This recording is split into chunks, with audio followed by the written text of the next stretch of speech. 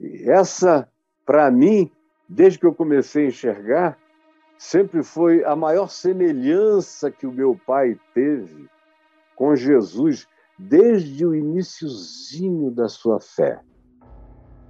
Ele era um homem abastado, uma facilidade para ganhar dinheiro brutal. Com 10 anos de advocacia, ele já era o segundo homem mais rico do Amazonas, com empresas, com indústrias, com a maior banca advocacional do Estado. Mudou para o Rio de Janeiro por causa do golpe militar, porque foi atingido pelo golpe. 2, 3 anos depois, a banca dele já estava entre as 2 ou 3 mais respeitadas da cidade do Rio de Janeiro. Abriu uma outra em Niterói, que se tornou logo a primeira da cidade. E o dinheiro entrava com uma facilidade enorme e ele se converteu, lendo o Novo Testamento sozinho. Não teve ninguém profetizando para ele, dando ideia para ele ou qualquer outra coisa, até porque ele não era desse tipo de homem que andava pela cabeça de ninguém. Antes ele não era, e agora, depois que ele tinha o Novo Testamento, que ele tinha os Evangelhos, que ele tinha Jesus para ensinar, aí é que ele parou de fato e de vez de consultar quem quer que fosse. E se alguém chegasse com profecia, já chegava com palavra morta para ele, porque ele entendeu desde o início que Deus falava com ele, no coração dele. E aí ele tomou as decisões mais radicais da existência dele.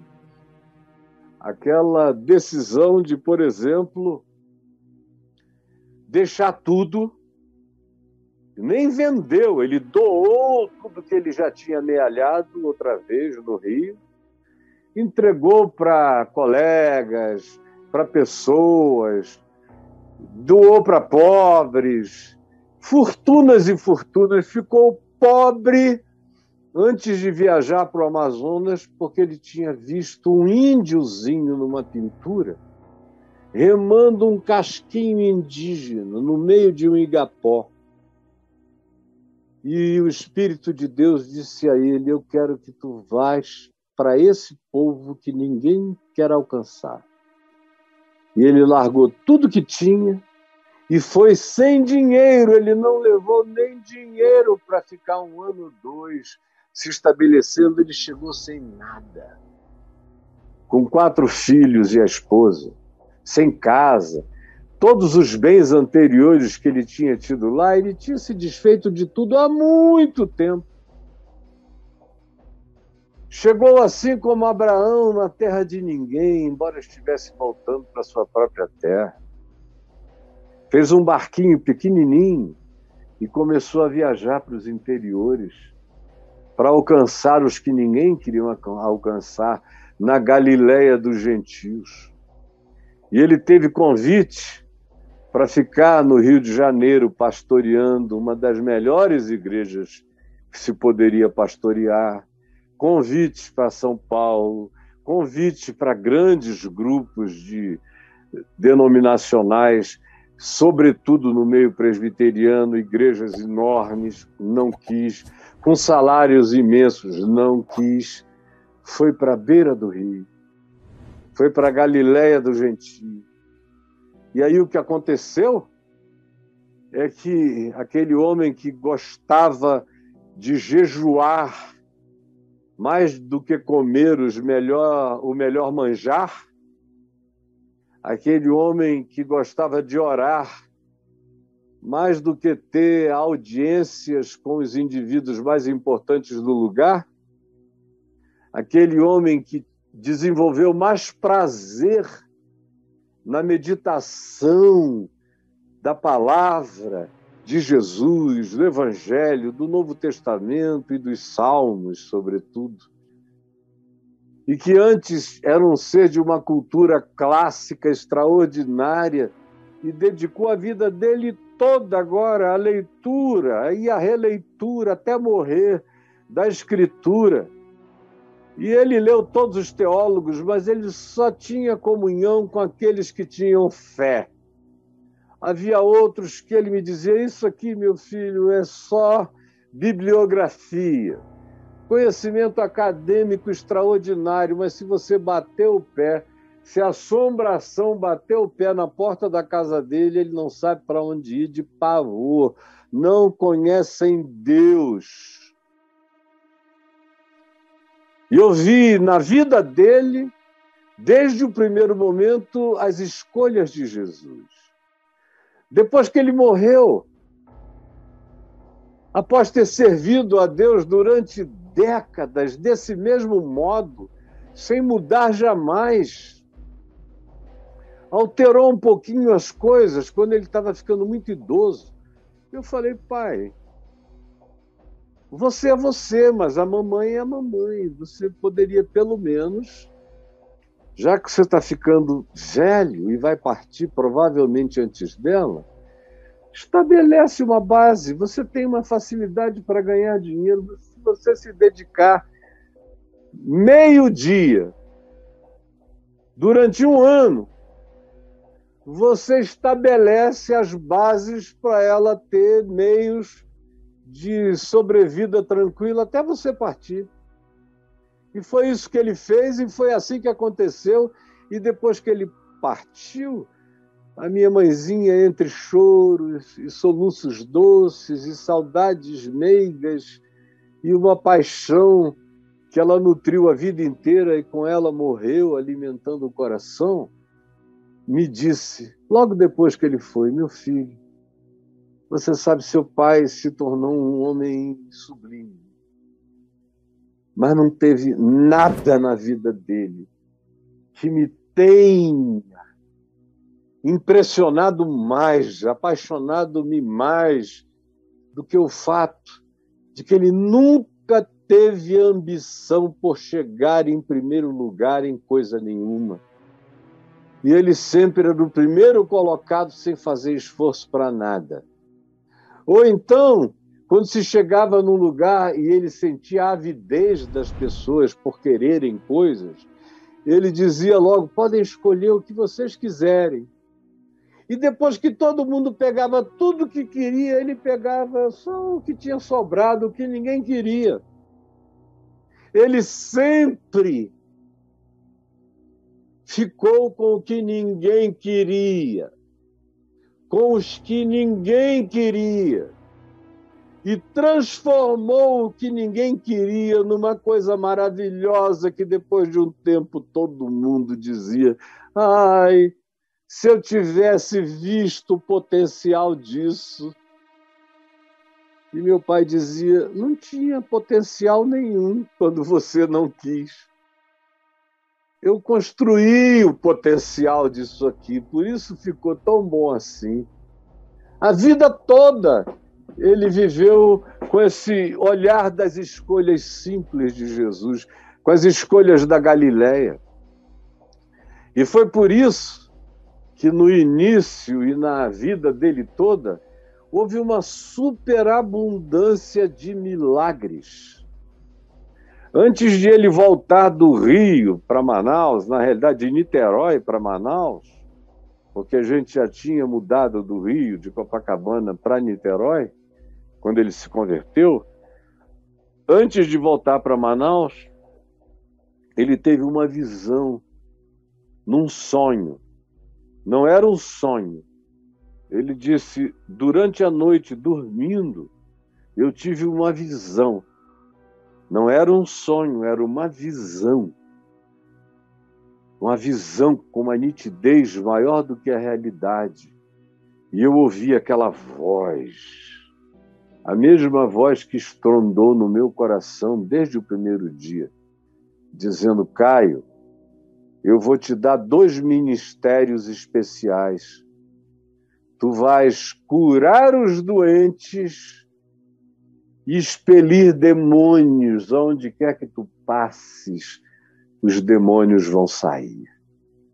E ele acordou em prantos, na cama, sozinho. Ele não contava as coisas no dia seguinte. Ele ficava, às vezes, meses para dizer o que Deus tinha falado com ele. Ele dormia em cima daquilo. Era como Maria guardava no coração aquelas palavras. Aí fomos para Manaus e ele foi fazer o que ninguém queria fazer, ainda mais porque ele era aleijado, andava de muleta, na perna direita, era morta. E o cara tinha que atravessar pranchões entre as barrancas dos rios e o barco. Só gente muito saudável atravessa andando. A maioria vai sentada, se afastando. A maioria das mulheres faz assim, os idosos fazem assim. E para ele era um sacrifício brutal, 10 vezes maior do que para qualquer outra pessoa. Mas ele escolheu andar no pranchão de muleta, correndo o risco de cair dentro d'água do Rio Amazonas, Rio Negro, Rio Purus, qualquer rio. E lá ia ele, no seu caminho, fazendo o que ninguém queria fazer. Entrava numa vila, demônios começavam a se manifestar sem ele abrir a boca. E sem gritar, ele só dizia, sai dele. E as pessoas iam voltando, sai dele. Iam voltando à consciência. Ou então eram loucos endemoninhados, como uma mulher que estava numa prisão em Boa Vista, há 18 anos presa no manicômio com grades de prisão, porque ninguém conseguia segurar a mulher. A força que ela adquiria nas suas manifestações de loucura endemoninhada era tão grande que 8, 10 homens não a seguravam. Aí meu pai foi pregar em Boa Vista, ficou sabendo dessa situação, porque alguém foi ao culto onde ele estava pregando e contou, e ele disse, antes de eu ir embora, na segunda-feira, eu quero visitar a sua filha de manhã, ele iria embora à tarde. Segunda-feira de manhã levaram-no lá. E ele chegou e pediu para entrar. O gestor do manicômio falou, olha, eu só vou deixar o senhor chegar aqui no corredor. O senhor fala com ela de longe, nas grades. Meu pai disse, não, eu não vim até aqui para falar com essa mulher protegido por uma grade. Não, mas o senhor não tem condições de encarar essa mulher se ela ficar com raiva, se ela ficar louca. Papai diz, meu filho, eu já vi louco demais, você não sabe quem é que mora em mim. Abre essa porta. Pediram consentimento à família, eles deram, abriram a grade, trancaram, meu pai entrou, e eles já ficaram chocados, porque ao invés dela partir para cima para esganá-lo, ela foi se encostando no canto, foi se abaixando, foi cobrindo o rosto, grunhindo. Não, não, não, não.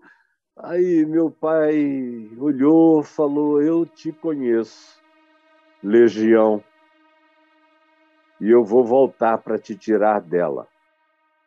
Fechou a porta, saiu, pegou o avião, estava para ir embora, voltou a Manaus, ficou quieto um mês, pegou um avião de volta, foi a Boa Vista, direto para o manicômio, falou, agora eu não tenho tempo nem prazo para sair, me tranquem aqui com ela.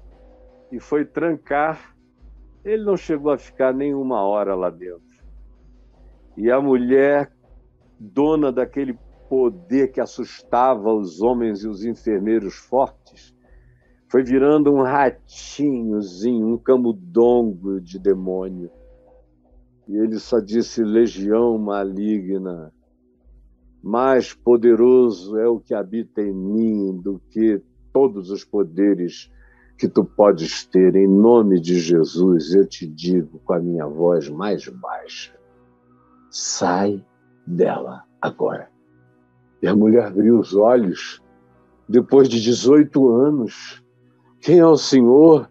Onde é que eu estou? O que é que eu estou fazendo aqui? E ele mesmo levou a mulher para casa. Ficou lá mais 2, 3 dias. Deu certeza à família de que ela estava ótima. Voltou para Manaus e 2 meses depois foi lá a convite da família para pregar num culto de ação de graças pela libertação daquela mulher que tinha sido um sinal para a cidade inteira. Aonde ele ia era isso. Eram doentes. Eu vi gente com câncer brabo ser curada. Eu me lembro de um dia que nós fomos visitar uma senhora que estava e tinha apanhado doenças venéreas do marido, tão violentas, que ela não conseguia botar calcinha nem nada, ela ficava de perna aberta na cama. E eram bichos saindo, vermes, tapurus, eram coisas nojentas que saíam da vagina daquela mulher, desgrenhada, desesperada, que já tinha ido a tudo que é médico e nada podia melhorá-la. Aí a gente se aproximou, meu pai falou, bota a mão na cabeça dela, meu filho, eu vou botar também. Aí eu botei também a mão aqui nessa altura da barriga dela, e meu pai orou e eu orei, e pedimos a Jesus que matasse aqueles bichos e removesse aquela causa. E ela sentiu uma queimação violenta dentro da vagina e dos órgãos internos do aparelho uterino, das trompas, de tudo. Ela dizia, parece que entrou fogo aqui. Nós tínhamos outros compromissos, fomos embora. No fim da tarde, o marido dela estava lá em casa, aos prantos, para dizer que tinha secado tudo, que parecia que um milagre tinha acontecido. E a gente falou, parecia não. Foi um milagre. Quando a gente saiu de lá, a gente já sabia que aquilo estava resolvido, que era Deus operando.